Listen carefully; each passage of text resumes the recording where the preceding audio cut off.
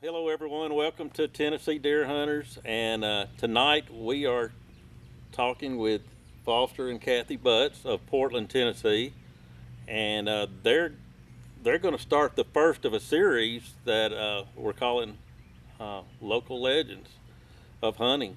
And I chose them first because of their experience, their vast knowledge in hunting all big game animals in North America, and then really just because we've been good friends for a long time, and they help introduce me to uh, things that I wouldn't have got to do if it wasn't for them.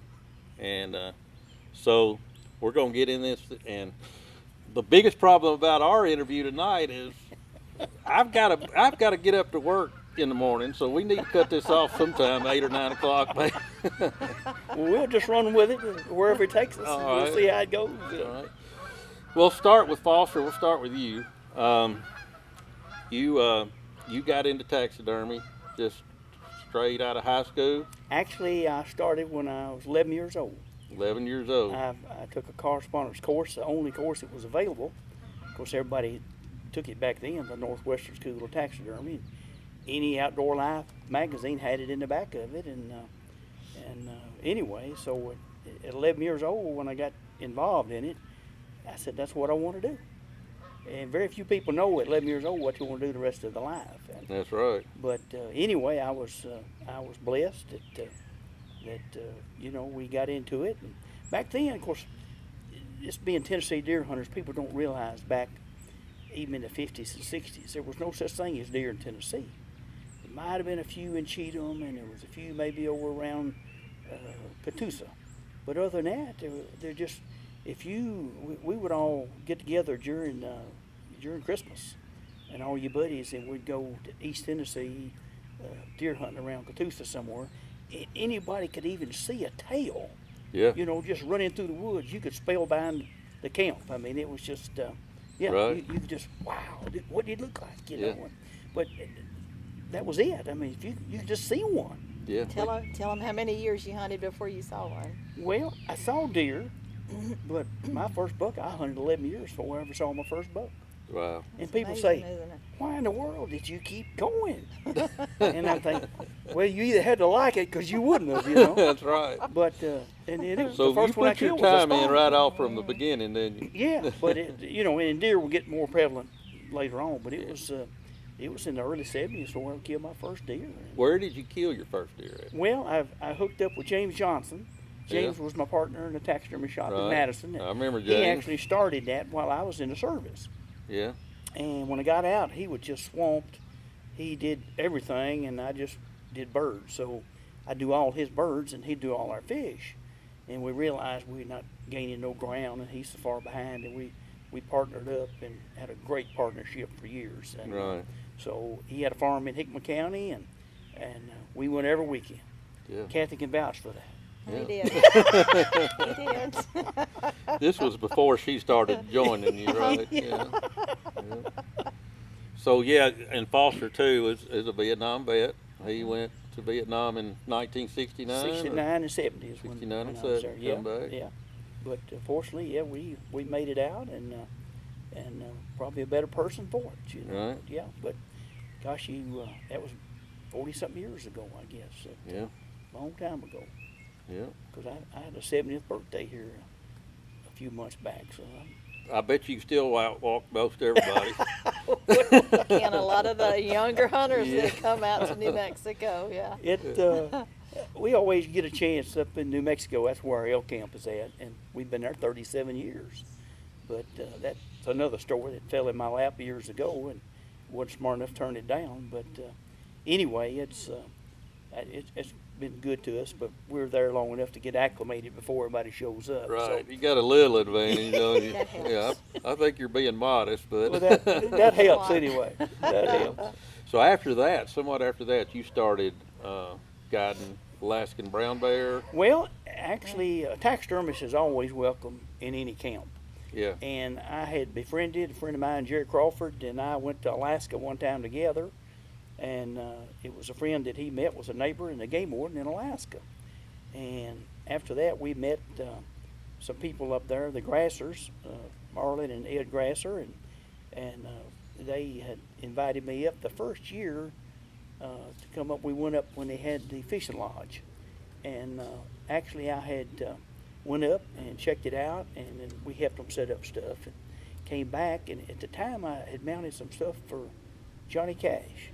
Really? And never met the man. Huh.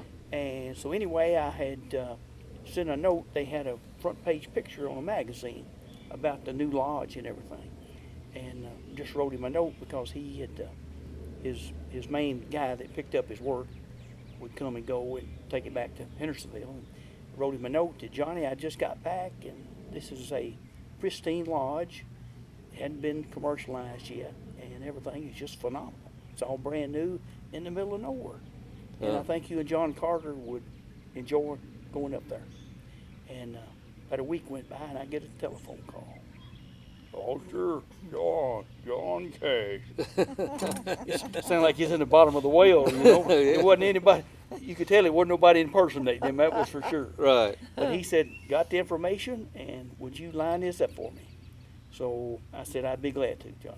Yeah. And he called me after he got back and said what a phenomenal trip that he had. And after that, they started a country music deal where they was taking people on different trips, hunting and fishing type thing. And he went back 4 or 5 times. I Oh, think. wow. Yeah. That's awesome. Yeah. But he didn't have to call me back and tell me that, but he did. Yeah. But that was where I got But started. I didn't know that now, and I've known you Okay. for a long time, but I don't remember Johnny Cash going with you. So. Well, and the law was about to sunset. We went back, and Jerry and I did a caribou hunt up that way, and a fishing deal. And the next year, the spring, they had booked too many bear hunters. But the law was going to sunset, and it was on the books that no non-resident could guide in Alaska. And the law was going to run out that spring, and they asked me if I wanted to come up and help them. And I think, wow. I asked Kathy, and she said, well, whatever you want to do. So I went, and that was my first year up there guiding for them. And I was lucky to do the sheep and the brown bear and the caribou for about 15 years there. So Yeah. but, That was. that opened. Tennessee was not as big as it used to be. Once Right. You did that. Nor was Colorado or New Mexico. Yeah. So yeah, but I was So very mainly fortunate. y'all's hunts was like 2 weeks long usually, or well, what was your bear hunts like? Oh well, 15 days. 15 days. Yeah, Yeah. 15 days. Yeah. But I had taken, met some really good people up there, and actually was fortunate. Took my old friend Earl Benz one Right. time, and the first bear hunt he was on. Mm-hmm. But yeah, he that's another story. But he killed a bear on the second day when we was weathered in for about a week before we could get out. So, Wow. anyway, Snow or fog or both? just or- fog and wind. You just Yeah. couldn't. The little Super Cubs where we was at, you couldn't land on the crosswind, and it just didn't work out. We could get in to get us. So. Right. But anyway, that was a lot of fun times. up Yeah. there. Yep. Yeah, And that sure. kind of kick-started you into, after that, the New Mexico, right? Well, we had the elk hunt going on first, I guess, and because I never could go in the fall to Right. Alaska, so we'd always go every other spring, and that was when the season was open, and the brown bear season was open every fall, every other spring, and every other fall, so it would just rotate. Yeah. But that was a juggling act between the two of them, remember? Because we went to New Mexico every fall, Right. and but it just kept growing and growing, and had It's a good been clientele. phenomenal. Yeah, You and, know.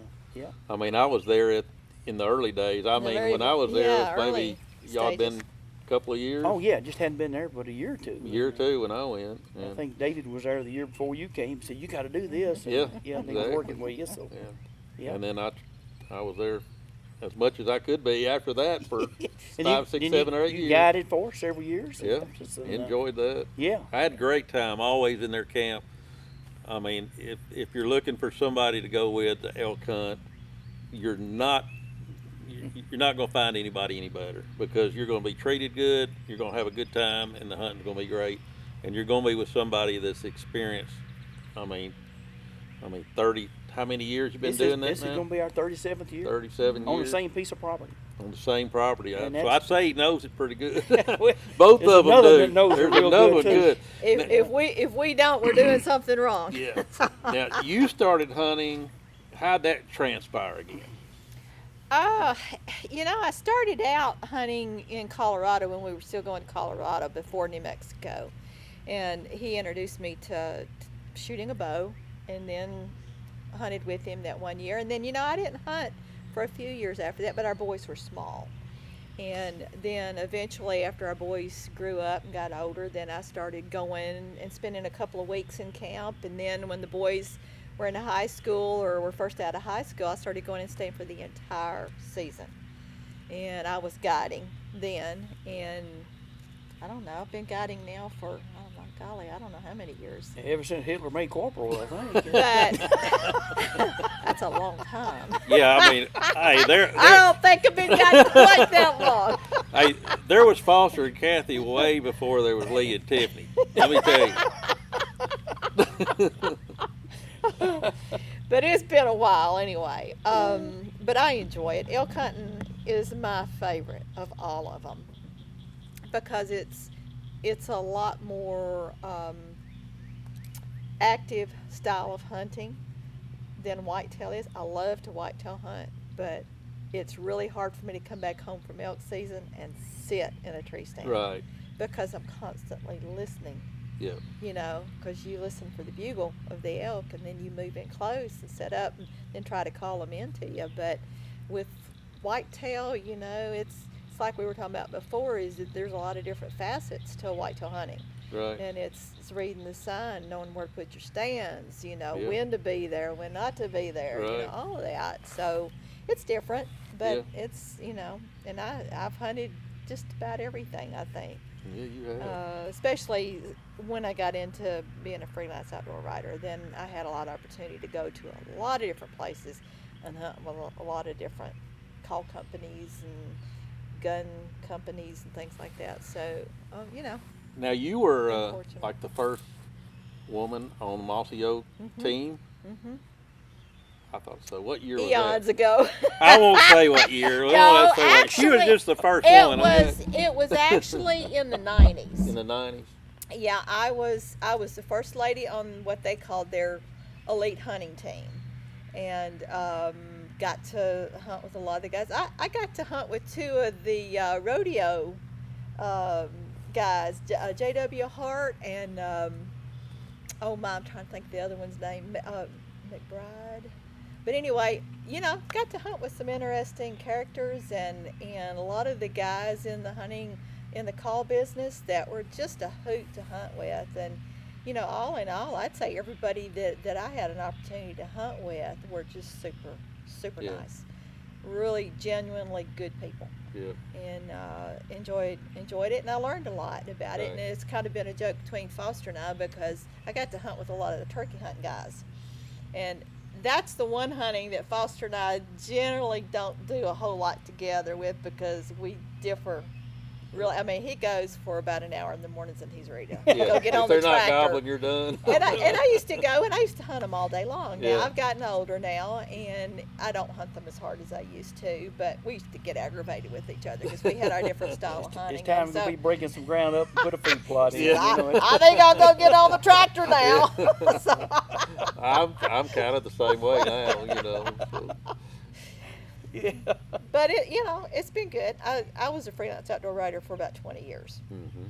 I retired in 2009, but we had young grandchildren then, and we enjoy spending time with them and taking Oh, yeah. them hunting And I'm sure that. they're loving it too now. Oh, I yeah. mean, they've almost got to. I Mhm. mean, there's nowhere around it really. Yeah. Is it? But they've both of the boys. Chris guided for our youngest one guided for us, and Chris is the one that took over the taxidermy business when Foster retired about 2 or 3 years ago.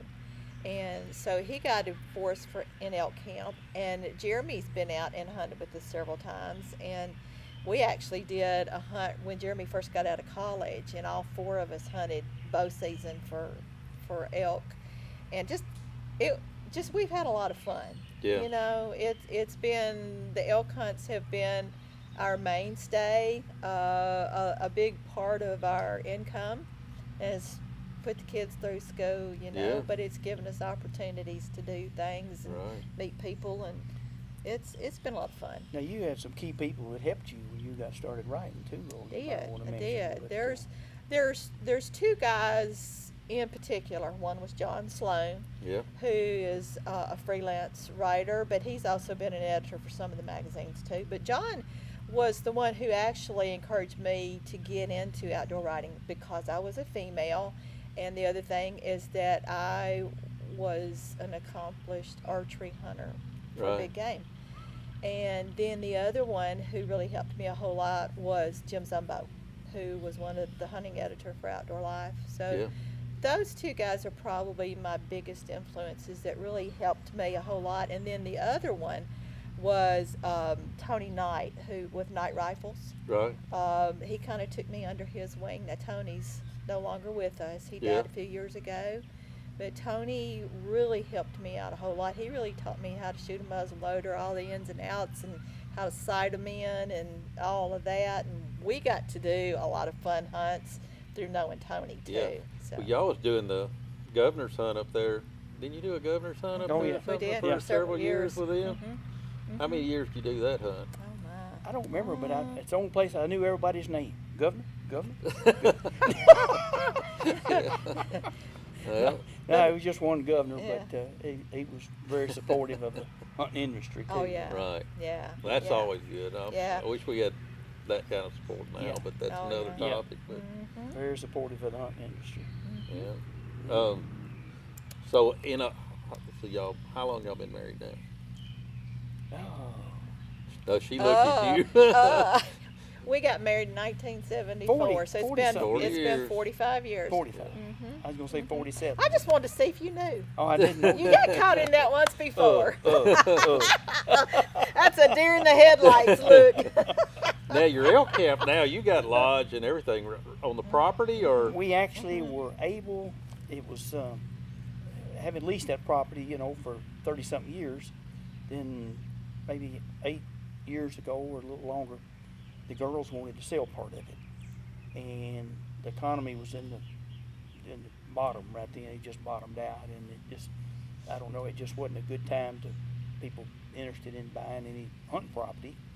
And anyway, we kept juggling it, and they offered to carry the note and give us 10 years and whatnot, and so we ended up buying where the camp was at. right? And The that way we could original do something with it. campsite, So we yeah. got a deeded piece of ground where we could put up a lodge and a better Yeah. camp than a tent camp, so to speak, what we had forever. Right. So, but since we worked on it about 4 years, and we just tickled to death that we did it now, because the older you get, the cushier it is, and, Yeah, it and the makes it more you nice, like it. doesn't Well, yeah, we've got a real comfortable camp, and we thought it was in the best location. It's kind of centrally located between one side of the ranch and the other, Right. and we're hunting all together on that one side of the mountain. We're hunting around 8,500 acres, and then on the other side of the mountain we lease about 2,500 acres. Okay. And you can tell them our website, we've got it available too, they can see it. Yeah, it's GavilanCreekOutfitters.com. Right. And Okay. Gavilan is Gavilan. GavilanCreekOutfitters.com. And it's a beautiful ranch. I mean, and the one thing I liked about it was it's, some places out west, I mean, it's straight up and down, and it's just extremely rough. And, I mean, it's physical still, Yeah. but it's a pretty It's doable. doable ranch to hunt. I Yeah. mean, Yeah. you can get around pretty good in most areas. Of course, the elk are most of the times in the roughest places to get, but Yeah. overall, it's, Yeah. it's Yeah. a good, comfortable ranch And we're to at hunt. 10,000 feet in elevation, so the air is pretty thin up there. So it helps to come out there a little ahead of your hunt and get used to acclimated. it. So we encourage a lot of our hunters to come and stay in Santa Fe or somewhere, or down in Chama, where it's around 7,400 feet. So it gives your body a little time to acclimate. Of course, we're there probably at least 2 weeks before everybody else gets there. Yeah. Gives us a chance to kind of get does to where we're make a not difference, sucking air don't so bad. So. We've had several people in their late 70s that were still able to get an elk with us and whatnot. Yeah. And, but we generally book, 6 months to a year out now, and have about an 80% repeat clientele. So it's really been good for us. You got views of the Brazos Cliffs. That's beautiful. Yeah. Mhm. Yeah. And there, if I remember right, it's the highest cliffs in New Mexico. Well, Is that I correct? don't know Or if it's the highest, but it's one of the highest? or- it's 2,000 foot vertical drop. Yeah, Yeah, but they make them higher peaks. right. You know that's at, but like Wheeler Peak and some other places. But it is a 2,000 foot vertical cliff. Yeah, you remember Doug Baker? Oh, You remember Doug? Oh yeah. Me and him walked out to that edge one day, you know, and so, of course, I didn't realize what it was going to look like, you know, when you looked over the edge of that thing. Oh, you know? yeah. And I'm just kind of walking up like I was going to walk off the edge of that, you know, look, and I walked up and I just hit my knees. I just fell straight back, you I'm know, done away here. from it. Man, Yeah, I mean, it was it's- pretty breathtaking, you know, Oh, looking man. off It's, the. it's quite a It- view. Well, 2,000 foot, that's a long way down. Yeah, it is great, you That's a know. long way down. Get back. Yeah. I've Back done back this on your before. elk camp, you know, you're in the Galvin Creek Outfitters, Mhm. right? I guess tell everybody what's it like in the camp. What's your daily routine? What? Okay. Well, we book 2 weeks of archery season. Archery season in New Mexico starts September 1, but we run 2 6-day hunts. Our hunters will come in the day before their hunt starts. We generally always start off with a good steak dinner when everybody comes in for the evening meal, and we kind of go over everything with everybody the night before and kind of tell them how our routine is going to run and what they can expect of their guide, of us and everything. But we go out and hunt. We'll do a light breakfast before we go out in the mornings, and then we hunt, come back in around 10:30 o'clock and 10:30 in the morning, and we'll have a large breakfast, what I call a Southern style breakfast. And everybody just kind of kicks around and hangs around in camp till we go back for the afternoon hunt, because we don't hunt all day long. Right. We hunt private property. So we have borders, and we are all fair chase elk. Mhm. So our elk come and go as they please. So we don't want to push them off the property. Right. So once they go to bed in the mornings, we leave them alone. We'll come back. We kind of know where they're going to be in the general vicinity. So we'll wait for them to let us know that they're up. Generally, in the evenings when the elk get up, a bull will stand up in his bed and he'll bugle. So that kind of tells us they're ready to kind of play ball. Okay. So then we're there when they come out in the afternoons. Now in our rifle seasons, we do 2 5-day hunts. So, of course, that's 1 day shorter than the archery is. And the state regulates that. That's Yeah, it's state mandated hunt and dates, and basically run it the same way as our archery, but our days are a little bit longer with the archery because of the daylight hours and everything. Right. So, you know, like I said, we just kind of go over everything with the hunters and kind of let them know how we do our schedules, and we try to tell them, you know, look, if you have any problems at all, let us know about it. Don't wait till the end of your hunt, Right. you know, because that's only fair, Yeah. you know, and we want to make sure that our hunters feel like they're getting their money's worth. And kind of speaking about that too, I've always told Foster, you know, I've guided now for several years, and I am a woman guide. Not all guys are comfortable having a woman guide. So I said, you make sure that they're comfortable with it, because they're paying this money, and I want to make sure that they're happy. Yeah. So, Well, Yeah, but anybody that knows your background is going to be definitely Oh, be it's done comfortable a with you. complete flip flop. You know, years ago, everybody wanted to hunt with Foster because he's been there on the same ranch. You know, Yeah. now they show up and says, "I want to hunt with Top Guy. Where's Kathy at?" That knocked you off, huh? well, I like it, and I probably like it as much as he does. You know, and it's kind of the common joke, because everybody talks about the Foster built weight loss Oh plan. yeah, it goes back a long way. Foster That's walks why I their was thinking honey about off. that Yeah. steak dinner a while ago.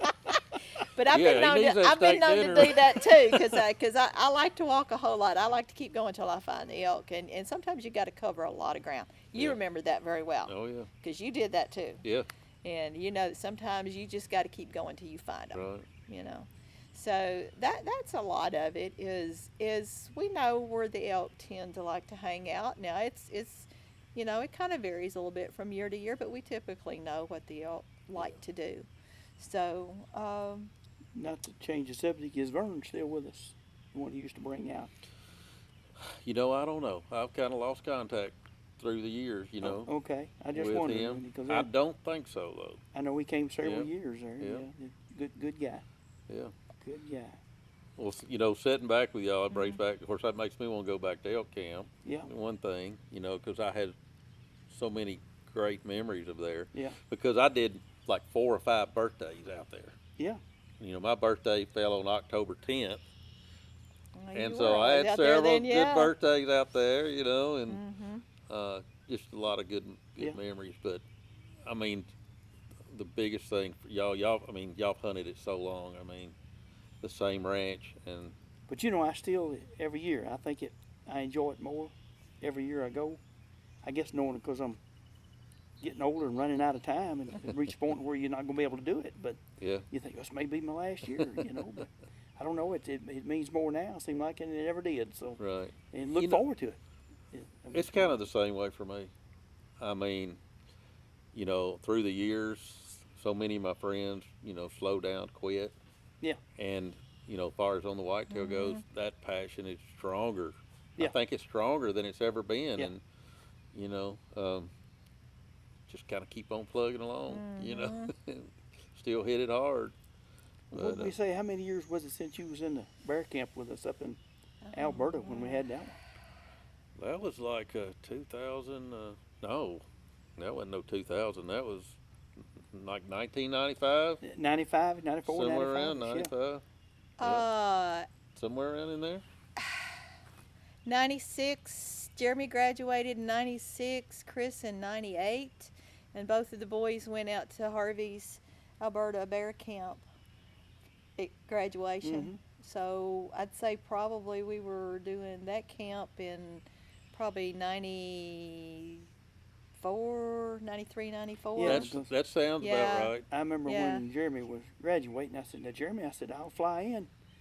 If you want me to be at your graduation, or if you wait a week and a half, you can come up bear hunt with us. Oh, I'll come up bear hunt, That was an awesome place. And he there. killed a bear with his recurve. He did. Yeah. Yeah, I've never shot anything with my recurve, Yeah. I don't think. Yeah, that's But, pretty yeah, awesome. he sure did. Yeah, and I don't know how many years we did that hunt, but we It was had a pretty 5, good run 6 on years, that. I think, yeah. But it Really was, enjoyable hunt. yeah, it was a really, really different deal, and has some huge black bears up there. Yeah. Huge One black bears. one thing we've talked a lot about hunting, but hey, one of the best taxidermists ever been around. There's not only the hunting aspect, but he's a great taxidermist. Hey, I was telling him earlier that I've got deer that he mounted in 1983, 84, 82. I don't know exactly, but they still look great to this day, and that's Experience counts for everything. great. Well, I was real fortunate. My last year in service, I was stationed in Washington State, and I had a nighttime guard job. That's what I did my last whole 6, 8, 9 months, and it was a taxidermy shop right off the base. And so I visited him a time or two and asked if he needed any help, and he said, "Yeah, come here and let's see what you can do," And so, man, he hired me on the spot, and I had a full-time job in the daytime at the taxidermy shop. And I would say that everything out west, for some reason or other, was 6, 8, 10 years ahead of the eastern taxidermy. I don't know why, Huh? but it just was. Yeah. And so when I got out of service and came back here, then I don't know. It seemed like I knew a lot of stuff that it just wasn't taught back here. Of course, when I was in the taxidermy business, it was all in the closet. People wouldn't tell you anything. It was all secrety, hush hush. They didn't want no competition, did they? I worked at T's Mounting Service in Nashville as soon as I got out of high school. I got hired the same way. But, man, they paint all the labels on the cans. They didn't want you to know what they're using, where they got it. And it was just, they wouldn't tell you anything. It was all secret. Yeah. And, of course, now that the supply places has got all the brochures and the videos, and it teach you how to do anything. It's Right. completely different than it was Just years school ago. of hard knocks, then, Yeah. wasn't it? Yeah, exactly. But yeah, we've usually 100% deer is what we would mount, and then later on, 10 years later, our business is 50% African game and Alaskan game, and deer wasn't the mainstay type thing. But but I guess we had to shop there for 45 years there at Madison. Yeah. And then James started to shop in Centerville, and we separated them, and 5, 6 years later, and he kept the one in Centerville to get out of town, and girls were grown, so were slowing down, and mine was in school. I need to be speeding up, so anyway. And I worked not too far from Foster, and so I would come in the shop, and Kathy and Foster would be there, and I know I was probably annoying sometimes. I was the guy that hanging out at the taxidermy shop all the time, you know. But I just One thing about the taxidermy shop, if you can't talk and work at the same time, you'll starve to death. you're never gonna get nothing done. Yeah. And then there was an But old that's where you saying- got a lot of your, you know, there was not Facebook, there wasn't stuff like that. You had to go to your local taxidermist to get a Oh, yeah. temperature of what's get killed around. Yeah, you Yeah. know? you I could mean, look up on the rack and you say, well, where'd this one come from? You know, Yeah. and I think, well, that came out of Fort Campbell, or this one came out of Lamont Winnie Lakes, or right. West Tennessee, you know. It And, was either a picture board somewhere or go to your local taxidermist. You know. then you'd look up there and say, well, where'd that one come from? I said, well, somewhere in the Midwest. It didn't come from around here.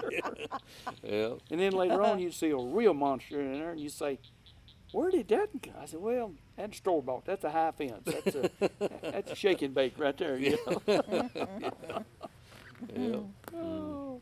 But it's evolved. It's all come full circle, just about, I guess, you know, over the years. So And now our youngest son, Chris, has taken over the taxidermy. Like I said, since Foster's retired, he moved the shop from Madison up to Mitchellville. Here, well, it's a Portland address, but it's right on the state line, Kentucky state line. So that's where he has the shop now. So Foster's been working with him a little bit, kind of help Yeah. out a little bit at the shop, and because we pick up a lot of deer from a Texas hunting operation that we've hunted with for a long time, and so they mounted quite a few heads for yeah, this year was we a brought lot back of guys from truckload North full, Carolina. but, I think 36, 38 heads is from Texas. And Oh wow. of course, with the CWD thing like it is, I have to go and skin them all out It's and changed boil everything. the skulls and cape them and freeze them before we can bring them back. So Mm-hmm. yeah, it's part of it's got to be done out there where you Yeah. just freeze the head and bring them back, but you can't do that anymore. Yeah, it makes it tough too, don't Yeah, it? yeah, you can't do that anymore. Mm. But that's just kind of like the virus. It's just one of them deals you got to learn to deal with, I guess. So, yeah. We were looking a while ago and inside their room, of course they've got some fantastic deer in there that they've killed over the years, both Kathy and Foster, and you know, of course there's one buck that Foster had killed years ago that I guess in my memory it's still a great buck. You know, at the time it was an incredible buck. And I mean, what year was that when you killed that deer in Williamson It was County? 84, I believe. 84. Because that's the year I came in from Alaska that year Mm-hmm. and killed it that fall. But And that deer was all over buck, wasn't it? All over. it would have been, but it had a broken point, which I had fixed. It looked like it broke it the last day or two before I shot it. Yeah. But you'd score it as a 9 point instead of a 10, you know. But Right. yeah. Beautiful But, deer, though. Yeah. It was a pretty deer with about a 24, 25-inch spread, you know, inside spread. Yeah. Well, he was And, beautiful. Just a beautiful deer, but a long time. And maybe we can get, you know, some shots of some of your deer inside, Mhm. you know, to add to the clip when we get through. But Yeah. you know, Kathy, you know, y'all was just got back from Canada not too long ago, a few years ago. You were telling me about some Canadian hunts. yeah, just Uh, 20-something years ago. It's just yesterday. Yeah. Was that 20-something years ago? We went. He took me to Saskatchewan for our 25th 25th wedding anniversary. wedding Yes. anniversary. And not many people Yeah. can pull that off. Yeah. But he had gone the year before with another friend of ours and killed a really nice buck, and then he booked a hunt to take me, and that was a very different hunt. It's like we talked about before. It's sitting in a blind all day long, you know, and you're cold and snow Yeah. blowing in your face, and you don't see near as many deer there as you do back here. Right. I don't think everyone here really understands how very blessed we are with game. Yeah. Here now, and the whitetail there's so many, and we've got a lot of good places to hunt, around here now. So, and like you said, if you go back to when he first started hunting and hunted for 11 years and didn't see a deer, we can't comprehend that. Right. I mean, I wasn't hunting then, so Yeah. I couldn't comprehend that. And so, and then, it's evolved, Yeah. we're very blessed. Right. I think all of this area is very blessed with game. We have. I don't remember. I mean, when I first started hunting, I mean, I remember, if you saw 2 or 3 does in a Oh, yeah. weekend hunt, I mean, it was It was It great. was great. Yeah, I mean, that's you good saw as it's going to deer. get. You'd stop, put on the brakes. If you saw a doe out in a field somewhere, I mean, it was just rare. You Yeah. saw a deer. Yeah. And well, sometimes we do take it for granted. I think. We, Yeah. especially trophy hunting, looking for, you know, this monster, that we're all after, but sometimes we just don't appreciate it for what it is and where it's come. I mean, I'm speaking for myself here too. Well, for years, you was looking for a deer, but now you're looking to better yourself or kill the best deer that's available on the property you got. But a lot of people actually are probably hunting deer that you can't kill a trophy deer that's not there. Yeah. So they're not behind every tree. So, yeah. That's right. But Tennessee has really improved their herd, I guess. But I think it's probably the deer hunters themselves Mm-hmm. that has contributed to that They have. more so than any regulations or anything. Yeah. But they just got more picky about what they want to shoot, and to each his own. Right. But yeah, I think they've done a better job of managing it Mm-hmm. than anybody. Yeah. The hunters themselves. Right. Right. Yeah, they Because have- I mean, we are, on each of our properties, we are the one that makes the decision. Yeah, you're there. the steward of that property. Steward of and, that property. Yeah, it's up to you if you want to shoot a 3-year-old. 4-year-olds don't get 4-year-olds at 3. They just don't. This is going to be maybe a tough question for you, since y'all have done so much and hunted all over and so much experience. If you had to name one of your fondest memories, what's the first thing that come to your mind about any type of hunting trip, any certain day, any certain hunt? Just which one would come to mind? Do you have something that just really stands out, kind of more special to you than the other? Mine would be the first elk I ever killed with a bow. Mine would be. I was very fortunate to meet Wayne Carlton at the first show he ever did in Atlanta, Georgia. And we met him and his wife, Linda. And he had a cardboard table sitting out here that looked like he cut off a piece of his wife's vacuum cleaner hose and had a little diaphragm elk call. And pretty much it, in a tube. So he'd make this racket, like rolling like an elk. I had mule deer hunted in Colorado and been pretty lucky to take a couple mule deer over there. Just starting to see elk, but I wanted to shoot an elk. And so he kind of took me under his wing. He found out where I was from, and I used to lease a place out there in Colorado next to the Black Canyon. And that was right familiar with. He lived in Colorado then. He knew exactly where it was at. And so anyway, he kind of told me what to do, you don't never stand in the trail, and if you bugle and you go the other way, he may just go over the hill and you may come back and all this kind of stuff. And one bugle one morning, and I was bow hunting elk, and same thing, he bugled, they all run over the hill. And I'm thinking, boy, I must have really made a bad call then, Sure enough, he dropped back up by himself on the hill and bugled back. And I answered him, and boy, here he come. I mean, you can see him coming all the way around a big rim. And Wayne, I forgot everything he ever told me about what I was supposed to do after that. You can hear the elk just running. I mean, he's coming. And just every breath we bugling back and forth at each other. And then he stopped about 50 yards out. And but anyway, Wayne said, if you ever do that, go ahead and pick you up a stick and rake a tree. And so I laid my bow down and I picked it up. I'm raking this tree. I can hear the elk raking the tree. And then all I remember was I hear him coming. He's just like a cow or a horse trotting. He's running wide open. And I didn't even think about it. I'm standing right in the middle of the trail where I ain't supposed to be. And all I remember was the elk came around the bush, and I just went to full draw. And all I remember was elk and shot. But he almost ran over me. I mean, he was just like that. Me to you, it was that close. Wow. And but I knew I'd made a bad shot, and I could see the arrow sticking. It looked like it hit him in the face, but it was kind of right in the throat, I guess, kind of went back. But I'm thinking, man, I can't believe I made all these mistakes. And he told me just to call to get him to stop, and I blowed on that elk diaphragm, and I couldn't get any racket out of it. So anyway, I shot the elk, and sitting over there just about ready to cry. And I said, well, let me just walk over and see if I got any blood, you know. So I walk over about 10, 15 yards, and there's a little blood on the ground.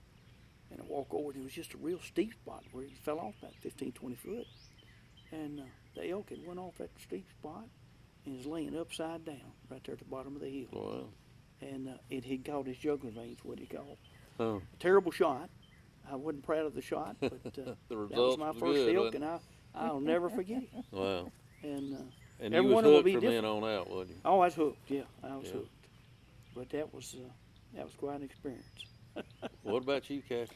Well, you know, the day that he shot his first elk with a bow, I shot my first mule deer with a bow. We were on the same hunt, and that both of the boys were there with us, and they actually made a draw up the Quakey thicket with Foster and Jimmy Rooker's wife, and Several of but that was that one. But I think my most memorable hunt was also an elk hunt, and I was hunting with Foster, and I had on one of those 3D leafy suits on, and there was some kind of new product. It was bedded elk urine or something, you know, that a cover scent, and I had it on my clothes, and we spotted these elk in the rock croppings there between the two volcanoes, and Foster said, "You get down there, I'm gonna get up over here," and he's filming.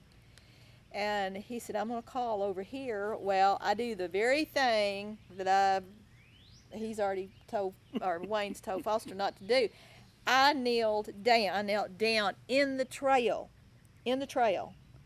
and with my bow, and this elk got close enough to me that I could have smacked him on the nose. Oh, wow.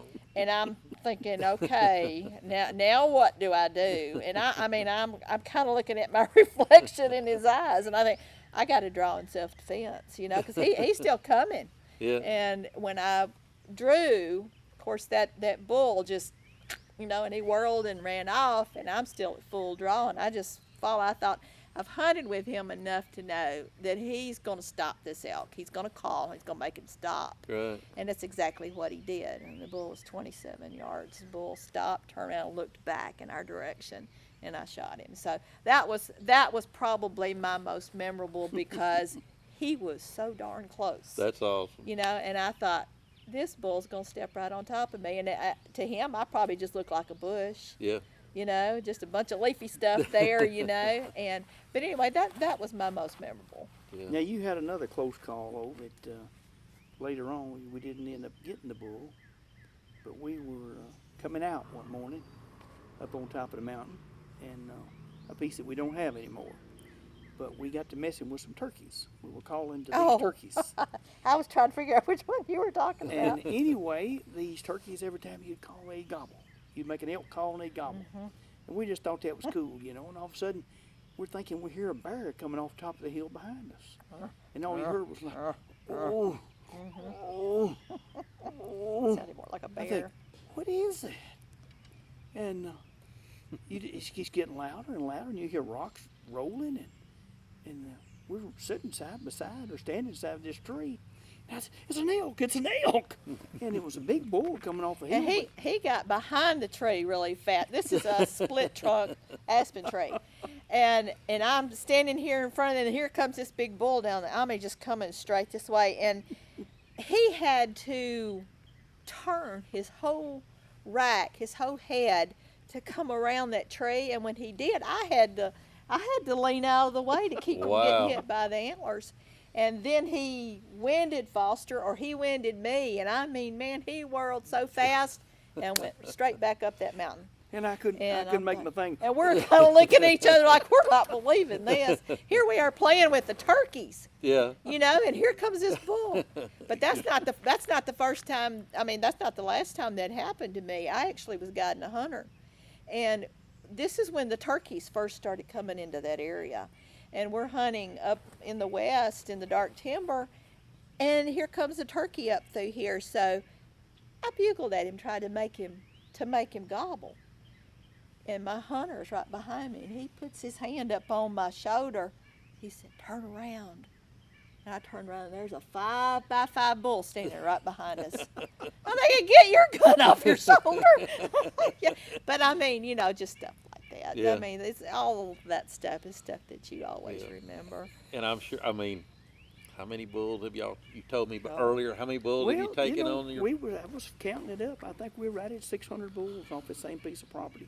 That shows you how much experience right there. 600 bulls, Over 37 30-something years. So, yeah. Who would I want to go with? And right there? he has never personally hunted elk any other way than with a bow. I started out with a rifle, killed my first 3 with rifle, and then I went strictly to bow after that. And how many bulls or elk total would you say you've killed with a bow? Oh, I probably killed 15, 18, but I've shot a couple cows and several spikes, and 3s and 4-pointers, but she's killed 3 or 4 6-points, 6x6s, and I'm yet to ever kill one. I've killed some you 5x6s. killed 6x5s, yeah. Yeah, but I've Yeah. never killed a 6x6. Yeah. But Hey, what's a point? just one more. Elk is an elk. Just one more. But you know, elk hunting and deer hunting, the thing about hunting, you can go and you can go and you can go, but it's everyone's a different chapter. It is. It's just like starting over every Yeah. time you do it, you know. It's your own little adventure every time you Yeah, go. and it's never the same script, and you know, it's just that's what's so neat about hunting. Yeah, It's like a whole new page every time you're reading a book. It's a whole new page. it is. And it's like starting over every day. Yeah. Yeah. But there'll be a new memory that you'll pick up, just like some we just mentioned. That, Right. it's more memorable than others, you know. But yeah, it's. I think that's what captures a hunter about going back to the woods every Yeah. time. It's just a new script. Make it another one. Yeah. Make it another great. Elk hunting memory. gets in your bloodstream. You know, we tell everybody all the time, you know, if you've never been before and you go and you get into when they're really active, really vocal, and the rut's going on, it gets in your bloodstream. It is just so much fun.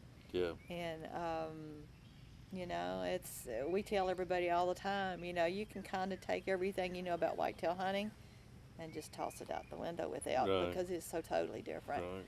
But I think being in the woods with the elk makes you a lot better whitetail hunter too, Mhm. because you start paying attention to all the little things. Right. It's a lot of intricate pieces to the puzzle, Mhm. you know, that makes you successful at it. So. And it's a lot like a turkey. You know, our people ask me, says, "Would you rather take a deer hunter or a turkey hunter elk hunter?" And I said, "Well, the turkey hunters are better elk hunters than the deer hunters. The dyed-in-the-wool deer hunters are too cautious. Mhm. They're afraid to move at Afraid to all. move. Mhm. And you know, that's my stomach right there. But anyway, should have ate something.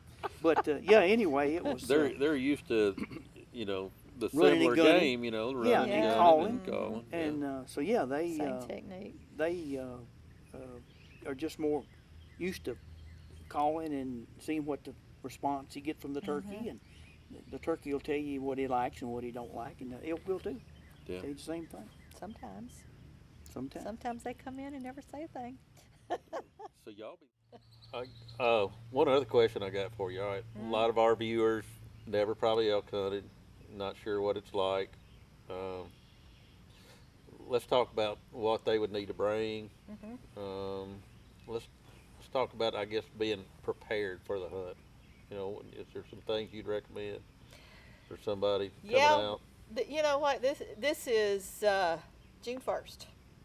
Our guys are going to be coming out there in September. Our archery hunters, they need to be getting in shape right now. 10,000 feet, the air is very thin, and it is hard on a person who lives at, 200 plus Right. above sea level. Yeah, it makes a lot of difference. Hard. Makes It's a lot hard. of difference. But get in shape now. Start walking, start packing stuff on your back. If you want to add a little realism to it, because it's hard for people when they first get out there at that elevation, because they're sucking air big time. So you can increase your chances, increase your odds of success by being in shape for it, because you are going to be on the move. You might be sitting some in the afternoons when we're waiting for the elk to get up from their beds, but you're going to be walking a lot out there. And put them boots you got new on right now. Mm-hmm. Make Two sure pair. you break them boots Two in. pair. 2 pair, huh? Two Two pair. pair. Two Break pair. them both in. Yep. Break them both Yeah. in. Why the 2 pair? Avoid blisters on your feet. You can rotate your boots and give your feet a break. Okay. And then so they wear a little different. Each one of them wear. Well, just a you little may have a different. hot spot. Yeah. One's giving you a Yeah. hot spot, and you Uh-huh. change boots one day and give it a chance to not blister up so Okay. bad. And, yeah. And I tell everybody to buy moleskin, keep it in your backpack, and carry it with you every single time you go out to hunt. The first hint of a hot spot on your foot, you sit down, you take that boot off, and you put that moleskin on right then. And that could be your worst enemy. That can wreck your hunt right away, is by getting a blister on your foot. So that's real important. We recommend everybody dress in layers out there, where you can start stripping off layers. A one-piece coveralls does not work out there. Yeah. You want to be able to take things off, because you're going to get hot. Right. You're going to be walking a whole lot, and you're going to get hot, and as the morning progresses and the sun comes up, you're going to start warming up. So, things like that. We send out suggested packing lists to all our hunters well before time for their trip, so that they can know what to bring and what not to bring. And, knowing a little bit, use that internet. Get on there and do a weather search. Google it. Find out what the weather's going to be like out there for the next week or 10 days of your hunt. That'll tell you a whole lot, too. But most hunters tend to pack way too much stuff. So that's what that suggested packet list is for. Helps you to know. You're going to be, if you fly out, you're going to be limited on what you can take. We suggest to our hunters that, if you're going to be bringing elk meat back with you, if you're going to fly, pack your clothing into 2 coolers and put an empty duffel bag in there. That way, if you've got meat to bring home, just cost efficiency, you can put all your clothing into those duffel bags. Yeah. You can ship those home UPS or whatever, and bring your meat on the plane with you in your coolers. Right. Most economical way to do it. Yeah. Yeah. 'Cause you So, only carry about 50 yeah. pounds, I guess, is what you. You was talking about the bow hunting. One question, and I might be jumping around a little bit, but and because y'all got so many years of guiding bow hunters there, okay, and mechanical broadheads versus fixed blade, do you have a preference? We both shoot cut on impact heads. We've had a lot of guys that shoot the expandables, have had really good success with them. We've both shot elk with an expandable. Yeah, when Rage first came out, I've shot a couple of elk with Rage and other elk with fixed blade. I think you still lose some of your kinetic energy with with a expandable head. You're Right. going to lose 20+%, I think, of your energy. But most of the elk we've shot, Kathy and I both inside 30 yards. Right. But So we not don't- really enough difference to say No, some nine. Not people don't really. even allow 'em. Yeah. I think with both, it's shot placement. It's Yeah. all about shot placement. It's all about waiting for the right angle. Mhm. It's all about that. Right. If you hit one in the shoulder or the bone, or You're not whatever, gonna get you're it. not going to get him or whatever you I shoot. don't care. I Yeah. don't care what you're That- shooting or they're how tough much animals. That's or a how big much animal. draw weight Yeah. you pull. If you hit them in the shoulder, you're not going to get them. And then they asked you too, what caliber you think I ought to shoot? I said, well, it's a lot like field glasses. When you get a set of field glasses, get the most expensive pair that you can afford. Whatever your budget is, you don't have to go to the bank and borrow the money or mortgage your house, but whatever your budget is, get the best pair you can get. And then the same with a with a caliber rifle, shoot the biggest one you're comfortable with. Mm-hmm. Because the bigger the bullet, there's no such thing as an overkill. Right. And but they're tough animals. Yeah. But anything in a 30 caliber, we like a 300 Win Mag is a good gun. 338, 30-06 is a good gun. Mm-hmm. But we've probably had more wounded with a 308. It's a good caliber. 270s haven't worked well for And us. 270s either. hadn't worked well. But Just Yeah. a little you light. know, I mean, it's a good gun, but it's a good gun, it's a little and you light can kill for an elk elk. with it. But you got to have a lot better shot placement than just throwing up and shooting him. Right. Yeah, it's got to be more defined. Yeah. But yeah. As far as distance on, what do you recommend your hunters as far as to be prepared for, like archery? Well, all of our archers can shoot a whole lot better than I can. But we kind of have a policy that, up to 40 yards is a reasonable shot for a lot of people. It's not for me, but I need to get closer because I Right. don't practice like I should, and I don't shoot as good as I used to. But some people are very efficient at 50, 60, 70 yards. On Yeah. a target. But on a target. But I tell them, with us, you can shoot an elk 50, 60, 70 yards, but if you draw blood, then you're done. Done. Right. You're done. But, but that's any outfitter. That's Oh that's, yeah. I mean that's Yeah. only typical. expected. Yeah. Yeah. Yeah. But you're done. But you don't, and a lot of guys think you have to pull 60, 70 pounds to kill a bull. You don't. I'm a prime example of that. I have killed, I'm trying to think how many bulls I killed, with using an 85 grain cut on impact broadhead, pulling 48 pounds. Got complete Wow. pass-throughs. That's all. So it's shot placement, Yeah. it's staying within inside your limitations, Right. knowing your limitations Yeah. and sticking to it. And if everything's not right, let that animal walk. Yeah. I mean that should be on anything you hunt. Yeah. You know, Exactly. if it's not right, don't take it. Yep. Don't take it. Exactly. I mean, I And we tell our hunters there's a lot of difference in making a bad shot than taking a bad shot. yeah. There's a lot of, it's two different deals. Yeah. Because it's gonna Anybody can it's gonna happen make a to bad shot. anybody if they Right. hunt but long there's enough. no reason to take a bad shot. Right. Yeah, Yeah. yeah. You know, that's, Yeah. Same. But that's all you need. a lot of people come unglued when them big horns. It all changes. It all changes when you got them right there in front of you. Yeah. You know, when. Are we filming? We are. I don't know that I want to tell That's okay. this. No, just if you don't want me, that's okay. My That's first experience with an elk, with a bow in my hand.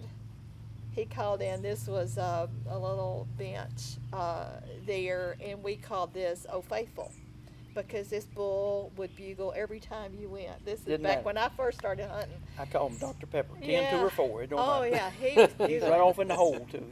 Going to the river. But it was the first time I had an elk in front of me, and I had him like, what was it, 25 yards. But the bull stepped out.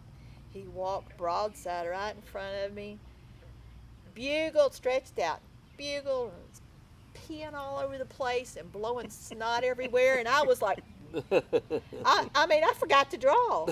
I was so mesmerized, and I'm thinking, I can't believe this, you know? He's actually peeing And- on the flat rock. Oh, my And it's goodness. splashing up on her. And then, of course, she's, Wow. and I'm but like- she's still right here. Oh, I am. But I don't know what she to got do. some old bow I got at a yard sale. Oh, we or did something. everything to it just to it's a make it work rickety for me. thing. All I remember was when she pulled back and let it go, it hit it right in the shoulder because it turned. I think she heard it when it drew. He needed Band-Aid surgery And to it just went bounce thump, out. and the arrow was ding, ding. And Made that about was an 3 steps and it fell expandable. out, and I'm thinking, well, what a learning curve this was. I remember one day with me, one of the most nervous times I got ever with y'all. Me and you was in the West, and we worked a bull, and he come in straight on us. Never gave me the right angle. Yeah. He come in quartering to us, got right on top of it. But that was my first real close experience with Okay. archery, Yeah, and I mean he was just you right know, there. 10 yeah, in your yards, face. but and then he just swung and, Just swung and gone, and yeah. ran. But I mean, I felt like, what did I do? I didn't do nothing. I just locked up. I felt like, I didn't have the right angle, but I don't know if I could have shot, Oh, yeah. how well I could have made the shot if he turned broadside right there. It just dawned on me. You were there one year when we got shut out every afternoon, I believe, because weather's great up to about 4:30, 5 o'clock in the evenings. Yeah, It started lightning, Yeah. and boy, the lightning out west is. Oh yeah. Oh, it's We was Man, hiding it's- from that well, lightning every Oh evening. yeah. the highest incidence of people getting killed by lightning is in the state of New Mexico, and I can see why. Yeah. When you look at what we call the golf course going out to the cliffs, Yeah. everything, you got trees that's just blown to smithereens up there, Mhm. and it's so close. It's so Yeah. close. But we had one other year like that later on. We were sitting under a tree one day, and it got the lightning and raining hard. This old tree was doing pretty good, protecting us. We was on the backside of it with the wind, and boy, the lightning got to popping. I'm not gonna call the boy's name, who he was, but he looked over there and says, "What happened to them 3 trees?" I said, "Well, they got hit by lightning." He said, "What in the world are we doing sitting under this one then?" I said, "Well, this one, it's never been hit. It's over 100 years old." he said, "Look, I don't know about you, but I ain't lived no perfect life. So I think we need to make a run for it." I said, "What do you mean make a run for it?" He said, "Well, I think God will have trouble hitting you if you're running across through there with lightning if you're on the move." I said, "You talking about the man that knows how many hairs you got in your head? You think he's going to have trouble hitting you with a lightning bolt if he wants you? What's wrong with you?" Oh, it was bad out there though. Oh yeah, I it's- think we got shut out about every evening. Well, that one of the years I was out there, I think one night they lost about 12 cows. It was a bunch Well, of cows. it was a time. It wasn't while we was there, but it had happened. Yeah. That same year, I think. Same Yeah. year, yeah. Yeah, they was all under that one tree. Well, Got every one of them. Got That everyone was out in there. archery season, Yeah, and that I remember something about it. I think it was 11 headed cows. Yeah, Of course, got the hit by man that- lightning. Yeah. Owned the ranch originally. Hadn't he been hit 2 or 3 times? Oh, Mr. Mr. Wade. Wade. Yeah. Mm-hmm. Didn't Wade had. kill his horse every time, or It both killed the team of mules. mules. both mules Uh-huh. both times. Yeah. Yeah, lightning's pretty bad out there. Y'all see, we're jogging a little memory in here. You were out there the year that Foster fell and cracked a couple of ribs. Yeah. Remember? Sure was. Yeah, you had shot a cow Uh huh. Yeah. back at the point, With a Y'all boat. were looking and for we it in were the stumbling Malpai. around looking for it. Yeah. And Mark Phillips was there, wasn't he? Yeah. Mark. Well, wasn't it the next day or was it after you left that I had that little old camera on my bow and went over on Jensen Thomas? Yeah, that's been a where you bull did over there. that. Yeah. Did Me and you you hit pack together. that one out? Yeah. Me and you were together that day. We were. Yeah. Yeah. We were together. Oh my goodness, was Yeah. that not a morning Yeah. or what? Yeah. We had several bulls cornered in between us there. Remember that? And that one committed suicide. All I remember, I'd hurt my rib and like, you want to come down? There he is. And I said, "Boy, this is going to be good on camera." And I shot, made a good hit, and all I dropped got it. was dropped the camera. That's the year he bought that video cam when I it first remember came that, out, yeah. and I gave him so much grief. I said, "You won't be able to hold that thing up. It's so heavy. It's right there where the stabilizer went." And he's like, "I'm gonna do this or bust. I'll show you, you know." And You got some shoots video, it. though, Yeah, didn't he did. Yeah. Up to the point he released the arrow, Yeah, I then you thought hear it that. go. Oh. But I just remember that old big one was out in the middle of that meadow. He was just Boy, throwing we grass had that was a killer everywhere. morning there. Yeah, he was ripping and It took us about 12, 13 hours to get that Oh, one out of there, man. didn't it? It was a Wow. long time. It Yeah. was all day, wasn't it? yeah. Had some good times. You'll probably be seeing me again here. Well, don't wait too awful long. Get shape. I know. Get shape now. I'm not near like I was then. I mean, None of us are. That's been many moons ago. it has. Lot Good time. of They Yeah. all fun just out kind there. of run together, you have a story pops up and you don't remember what year it was, but you just remember exactly how Yep. it went.